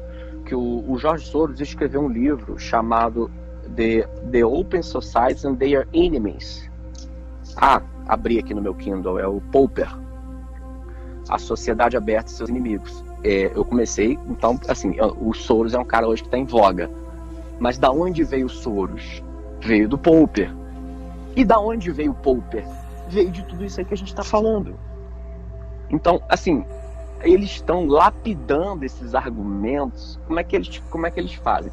Eles pagam esses autores, esse pessoal de faculdade e todo esse tipo de gente aí para desenvolver esse arcabouço teórico que vai justificar, basicamente é o seguinte, gente, esse demiurgo, que é o nosso Deus, que eles chamam de demiurgo, ele jogou a gente numa prisão, que é o planeta Terra. Isso aqui é um inferno, então tem que matar todo mundo. A obra dele é ruim, ele é ruim. Bom é Lúcifer, que nos dá o conhecimento, que deixa a gente fazer o que a gente quer. Reparem que é sempre um espelho, é uma oposição. Deus é ruim, olha só, ele dá doença, ele dá morte, ele traz fome, ele traz guerra. Não, Satanás é bom, ele quer que a gente use o metal, ele quer que a gente transe à vontade, ele quer que a gente coma criancinha, ele quer que a gente beba adrenocrome. Então é sempre essa oposição. Então, nessa visão messiânica deles, eles estão fazendo bem. Eles querem diminuir a população mundial para acabar com o cristianismo e virar todo mundo cabalista. Todo mundo, assim, um pequeno grupo, né? Porque quem vai mandar e quem já manda são eles, entendeu? Como é que vai ser o negócio? E aí vem, disso deriva duas teorias principais. Aí eu não vou fazer juízo de valor de nenhuma das duas teorias que vem desse raciocínio para o futuro. Há uma teoria que diz que eles estão preparando o Quarto Reich. Tá preparando o quê? O Quarto Reich. Quarto Reich. Quarto Reich. É essa teoria, que tem méritos, essa teoria. Tem méritos, assim, muita coisa encaixa, tá? Pra quem não sabe, aí, quando acabou o Terceiro Reich, a gente falou disso no podcast passado, e os cientistas, poucos foram executados e presos, a maioria foi presa um tempinho. E eles fundaram a NASA, MIT. Eles fundaram o quê? O que eles fundaram? A NASA. A NASA, né? Coincidência, né? Fundaram a NASA, né? Eles estão. Eles criaram o programa espacial norte-americano com o Jim Parsons. É tudo interligado. Assim, os Estados Unidos não ia perder esses cérebros. Mas quando você importa essa porcaria para dentro da sua casa, vem a sujeirada junto. E essas pessoas, o Quarto Reich, gente, o que acontece? Vamos deixar bem claro o seguinte, né?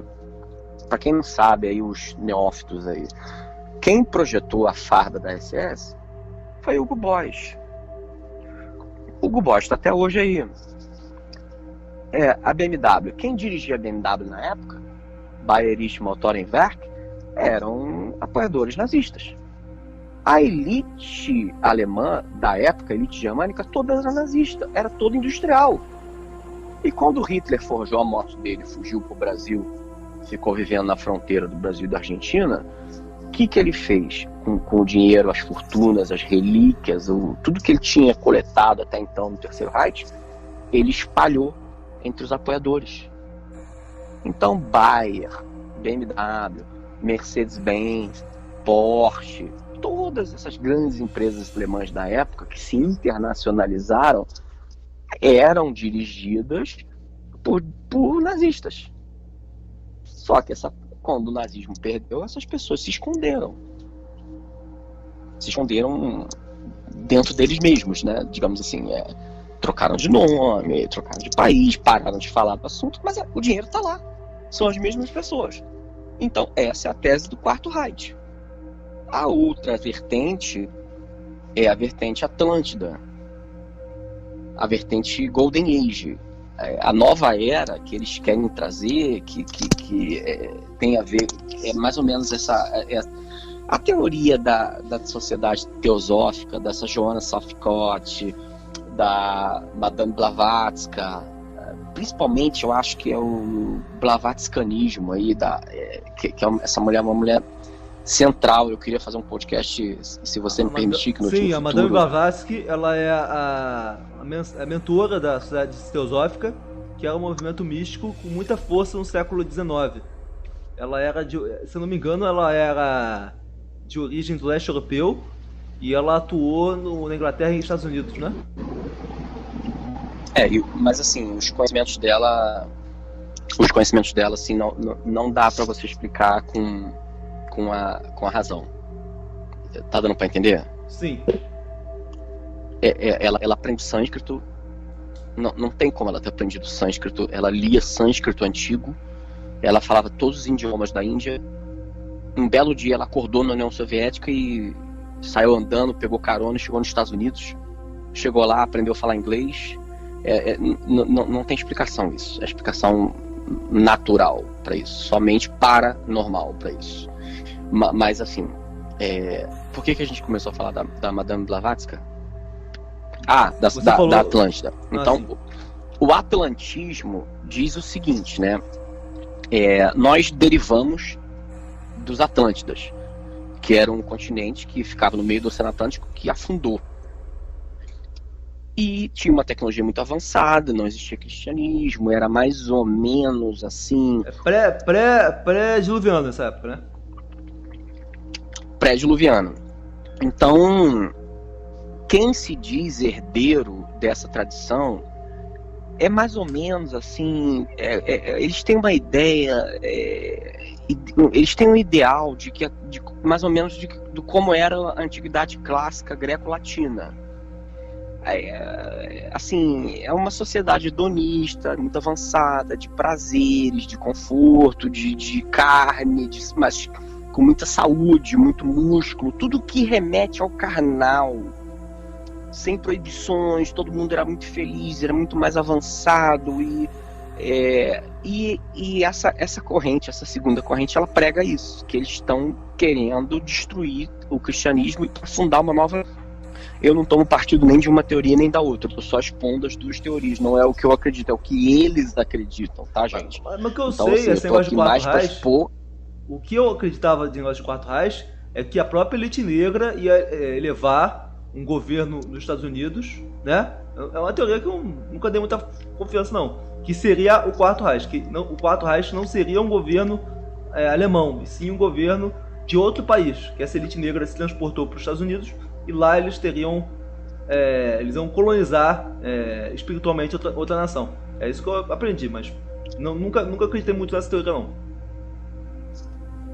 Assim, então, o quarto Reich, ele não, assim, ele é internacionalista por natureza. Todas essas duas teorias, eles pendem de que você apague a noção de nacionalidade. Por quê? Porque nada disso vai importar. Vai ser então há muita confusão com aquela teoria do... Agora eu não vou lembrar o nome dele. O cara que inspirou o Enéas brasileiro. Ah, sei quem é. Cara, eu esqueci. Ele morreu já. Esqueci o nome dele. Morreu agora em 2004. 2000 e pouco. É o... Larousse. Milton Larousse. Larousse. Isso. A teoria do Larousse, do Império Anglo-Saxônico, eu acho que essa teoria, ela é Lyndon LaRousse. Uma compreensão. Lyndon LaRousse foi candidato a presidente dos Estados Unidos várias vezes de forma independente. Ele inspirou Prona e ele é muito citado no livro que eu ia fazer um podcast sobre essa obra, mas aí entrei nesse tema, que é o livro do general Augusto de Avelar Coutinho. É outro. Sim. Ele tem um capítulo sobre o Lyndon LaRousse. Então, assim, gente, agora, antes, a parte final que a gente está entrando agora, só para antes que eu mude de assunto novamente. Todos esses assuntos aqui que a gente está falando, eles são conhecidos da alta intelectualidade brasileira, ou eram conhecidos da alta intelectualidade brasileira. Porque o livro que eu tenho aqui em casa do general Sérgio Augusto de Avelar Coutinho, bom, o livro tá lá na biblioteca do Exército por R$30 para quem quiser comprar. Porra, Agora, por que isso não é ensinado no colégio? Por que isso não é ensinado nem nas Forças Armadas? Aí você não me pergunte. Cada um tire suas próprias conclusões, mas o livro tá lá. Eu comprei 0 km, R$30, chega na sua casa rapidinho. Então, assim, descobri um outro autor, diplomata do Itamaraty também, descobri esse autor essa semana, fazendo esses estudos, que também vai falar de diversos pontos de convergência com o que a gente está falando aqui, mas porém enfoque. Vocês vejam, gente, que os enfoques mudam. As pessoas que estão estudando esse assunto, elas têm enfoques diferentes, mas você tem que se ater ao liame, teoria dos conjuntos, o que está contido nas interseções desses conjuntos, o que tem de comum entre todos os pensadores, todos os escritores, o que estão falando. Por isso que nós temos que conhecer o Lyndon LaRousse, temos que conhecer o Jailson Rosa, temos que conhecer o Daniel Mastral, temos que conhecer profundamente o Olavo de Carvalho, esses outros que estão aqui nas bibliografias dos podcasts mais antigos. Por quê? Porque você lê, eu não consigo, gente, ler todos os livros de todos os autores. Eu leio um autor, aí ele cita um que eu falo, não, esse eu preciso conhecer. E você lê um livro desse outro cara, aí você fala, esse aqui tá em inglês, demora mais para ler, eu também leio em inglês, mas demora mais um pouquinho. Você, caraca, eu não tinha me tocado disso. Então você se perde um pouco. Mas o que tá ficando bem claro para mim, gente? Tudo que é verdade, eles escondem, desacreditam. Você não vai achar na Saraiva, você não vai achar na Amazon, você tem dificuldade de achar um PDF na internet, seu professor de história não vai mencionar para você. Mas as pessoas há 100 anos atrás no Brasil, todo mundo sabia disso. E hoje você fala, o cara dá risada ali da sua cara. O que você acha, Knut? Então, eu acho o seguinte. Eu acho que eu tenho certas dúvidas, sabe, o Peter Silva, porque nesse atual momento histórico que a gente vive, acho que é o primeiro momento histórico em que, se você começar a procurar, não tem como você não achar. Não tem como você não achar. Exatamente. E eu acredito o seguinte: será mesmo que a gente está no caminho certo? Por quê? Porque tá muito óbvio, tá muito escancarado, né? Será que a gente não tá com uma pista falsa aí? Porque uma pista falsa aí derruba tudo. Mas assim, o que a gente falou hoje é certo. Comunismo é satanismo. Isso aí, se serviu alguma coisa para o podcast de hoje, é pra gente saber quem que tá por trás desse negócio de comunismo, né? Que não sei. Mas olha só, pra quem que o Fernando Henrique vendeu a Vale do Rio Doce? A Vale do Rio Doce? Benjamin Steinbrück. Olha os nomes, olha os sobrenomes. Então, assim, eu tô te falando aqui, o que me trouxe a esse assunto de hoje foram livros escritos há mais de 100 anos. Eu cheguei nesse assunto de hoje através de um livro escrito há mais de 100 anos, do imortal da Academia Brasileira de Letras. Por quê? Porque eles acabaram com a autointelectualidade brasileira. Isso é um fato palpável.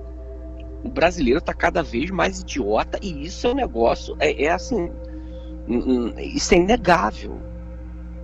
Tanto que o nosso ex-ministro da Educação, o Brasil tirou o último lugar no PISA, e o cara vem e fala que poderia ter sido pior. O que pode ser pior do que o último lugar?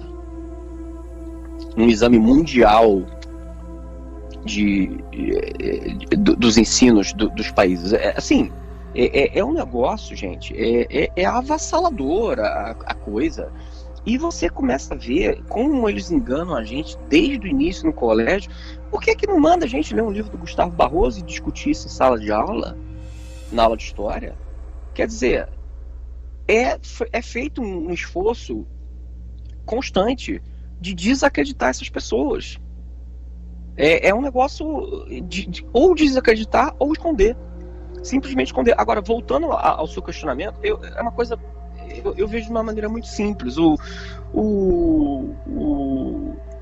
convento de Wilhelmsbad lá, aquele que, quando eles, lá na Baviera, quando eles criaram a Ordem dos Illuminati, 1770 alguma coisa, não foi isso que nós... Sim. 1780, quando eles criaram por aí. É um assunto que agora o coronel Helio Fantinelli, o último vídeo dele foi sobre isso. Ele rasgou o verbo, que realmente se tocou que isso é assim. Isso é assim. É isso que está acontecendo atualmente no mundo. Quando aconteceu... quando foi fundada essa ordem, deram pelo mundo, os documentos vazaram, foram presos, depois eles se escamotearam, mas tudo está seguindo encadeamento lógico. Mas a gente está falando aqui são mais de 200 anos. Então, essa janela que a gente está tendo para conhecer a verdade, ela tem 10 anos. A internet tem 20 anos, mas ela está acessível para quase todo mundo há 10 anos. E é o que a gente sempre fala aí na direita brasileira, nós somos uma bolha aqui no Nunes. A grande maioria do brasileiro, ele trabalha 8 horas por dia, 1 hora no ônibus, outra hora para voltar, 1 hora para ir, 1 hora para voltar. O cara chega em casa cansado, morto, porque ganha um salário mínimo, tem 3, 4 crianças gritando em casa, chorando. O cara janta, toma uma cerveja e deita para dormir. Nós aqui que estamos ouvindo isso aqui hoje, nós somos privilegiados. Você tem tempo, tem família, tem uma internet. Você consegue, como eu aqui, já fui para o trabalho hoje, voltei mais cedo para me preparar. Eu sou funcionário público, consigo fazer esse trabalho de ajuda aí na vibe do GadoCast, de pescador de homens aí, né? Essa vibe cristã do podcast, do melhor podcast do Brasil. Então, mas assim, nós somos privilegiados. Quem é que tá... A gente tá aí com 10 mil ouvintes. Quem é que pode parar para estudar esses assuntos? Então, é uma coisa assim... Eu entendo perfeitamente a agonia do professor Olavo de Carvalho, porque ele consegue, porque ele vive disso, ele pega um autor e lê todos os livros desse autor. Olha a agonia e a solidão de você saber a coisa, né? Você tá fora da Matrix e não poder falar porque sabe que será mal interpretado. A agonia. A agonia que nós sentimos. A gente não pode mandar real aqui. A gente não pode falar o que a gente fala aqui privado. Se falar, vamos falar que não pode. Vai falar que a gente precisa de camisa de força. Não pode. Falar que nós somos Brennets. Mas é o que eu falo no início de todo podcast do Guten Morgen, né? É o podcast que faz você ficar sozinho e perder amigos, né? É o lema do Guten Morgen, né? O podcast que vai fazer você perder amigos, brigar com a tua família e ficar cada vez mais sozinho e deprimido. Mas é a síndrome de Lisa Simpson, né?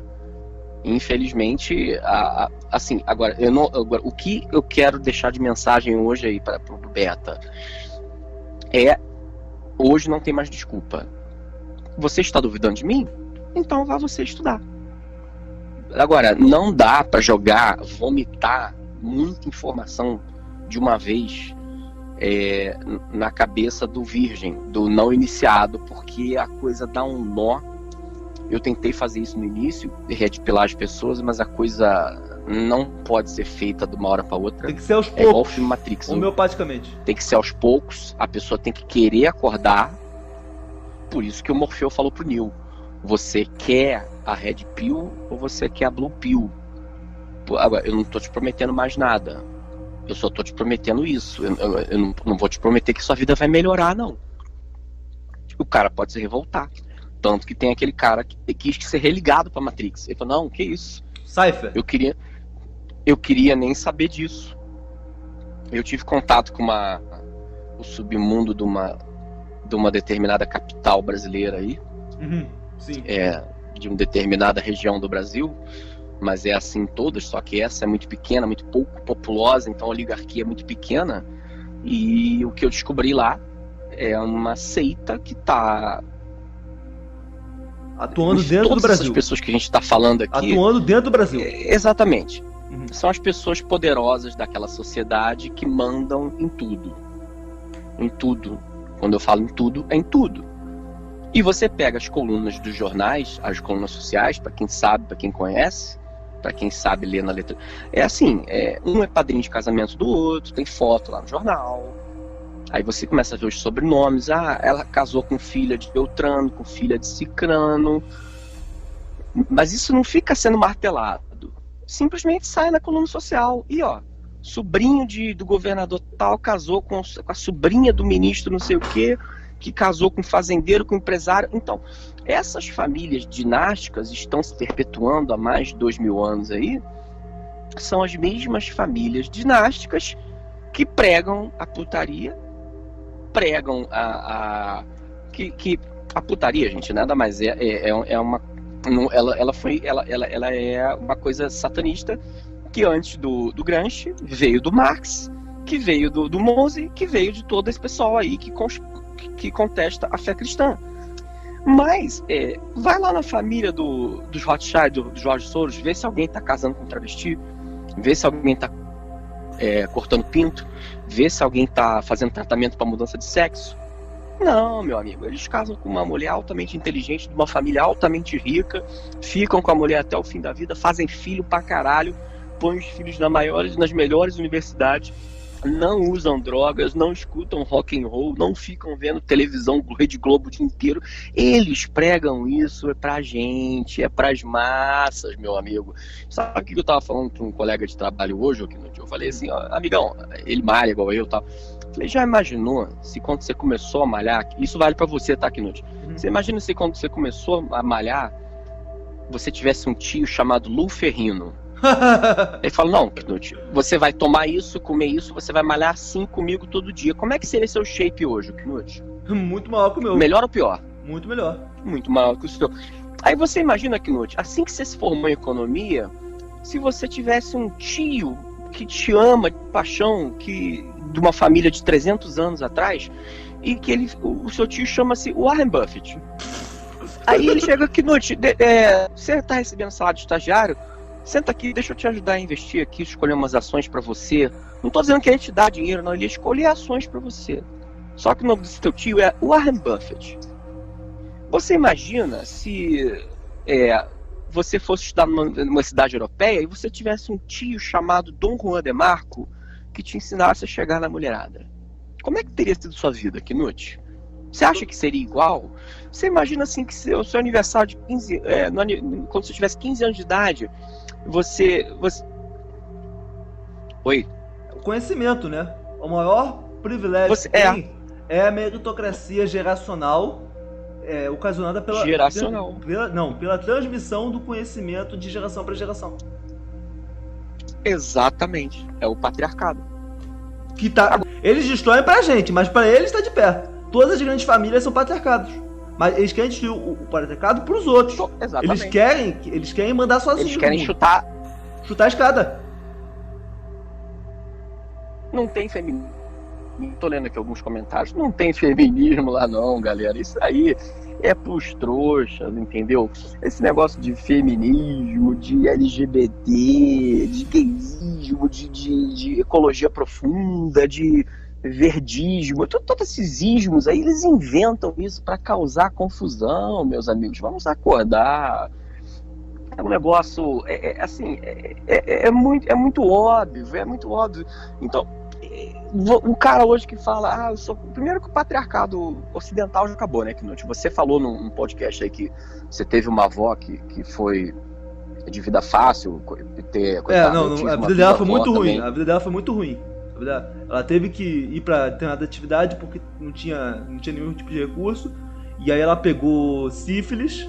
E acabou que a pessoa, quando tem sífilis terciária, a sífilis ataca o cérebro e come a parte do cérebro, né? Então ela teve problemas, teve uma vida muito complicada.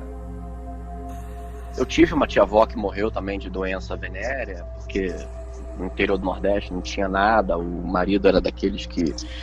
da época que era no cabaré, no cavalo de índio mesmo. E eu tive uma bisavó também que tudo leva a crer que foi da vida também. Mas da maioria de nós, do avô pra cima, a gente não sabe como é que foi a nossa vida, os nossos antepassados, de onde veio, qual origem, qual religião. Agora você vai na casa de um cara desse, você tem descendente, ascendente dele de 200, 300 anos atrás, pintura a óleo do cara na parede. Meu amigo, aí eu te digo, existe meritocracia sim, dentro de uma faixa. Então, quando o capital lá, o Marx, ele quer jogar o proletariado contra o capital, é o capital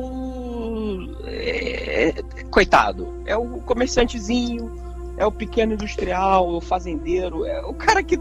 Então, enquanto isso, o cara que manda no sistema, o banqueiro lá, ele tá dando risada. Assim como foi na Inquisição, quem mandava no lado negro não foi atingido pela Inquisição. A Revolução Comunista, ela não atingiu os metacapitalistas, assim como nenhuma revolução. Você acha que o chavismo, você acha que a União Soviética, você acha que na Argentina agora algum dos amigos da Kirchner vai ser atingido?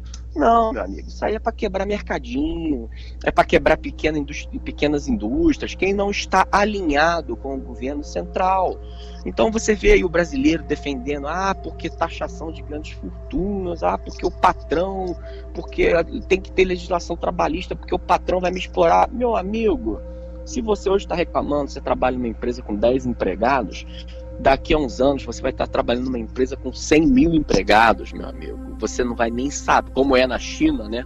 Tem aquelas fábricas com 100 mil empregados dentro, o cara não pode nem sair para fumar um cigarro, é trabalho de escravo, meu amigo. Você nunca nem viu o teu patrão é um sionista, é um cabalista que mora na Suíça, o outro tá dentro de um bunker, é a coisa mais impessoal e desumana que pode existir. Pitacilgo, você falou um negócio aí de taxação de grandes fortunas. A Argentina aí, eu tava conversando com pessoas que eu conheço que moram na Argentina. Aumentaram lá o imposto. Só a ameaça de que vão aumentar ainda mais o imposto dos mais ricos. O que os milionários fizeram? Estão indo tudo pro Uruguai. Que delícia, né? Que delícia esse negócio de aumentar o imposto dos mais ricos, né? Como se eles eu chamo isso de efeito Depardieu. Exato, aconteceu na França, né? Porque quando foram fazer isso, Gerard Depardieu catou tudo que ele tinha antes do projeto passar na última comissão. Ele pegou tudo que ele tinha e se naturalizou russo e levou para a Rússia. Exatamente. Pronto, a Rússia ficou... Sim. Esse é o efeito. E hoje eu estava vendo uma entrevista com o Luiz Felipe de Olheiras Bragança, ele fala, basicamente, no Brasil Império, o fazendeiro não votava porque não declarava os bens, não pagava imposto. Então, eles, como não pagavam, quem pagava o quinto era só produtor de ouro, eles enriqueceram absurdamente, enriqueceram tanto que se tornaram metacapitalistas e eles viraram nossa elite agrária e fizeram um golpe da República. Sim, sim. Fim.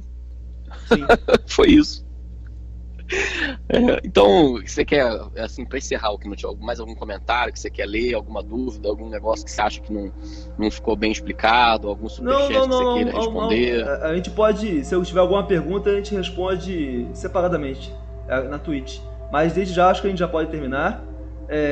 Amigos, quem inventou o Black Lives Matter? Eles. Quem criou o comunismo? Eles. Saiba o seguinte: o que eles estão dispostos a negociar? O comunismo ou o satanismo? Eles negociam o comunismo. Tanto é que eles podem mudar a política filosófica deles em relação a governo. Mas o satanismo eles não negociam, amigo. Então eles são, na verdade, não são comunistas, eles são satanistas. Então é isso aí que a gente tem que frisar, né? Sim. Então é isso, amigos.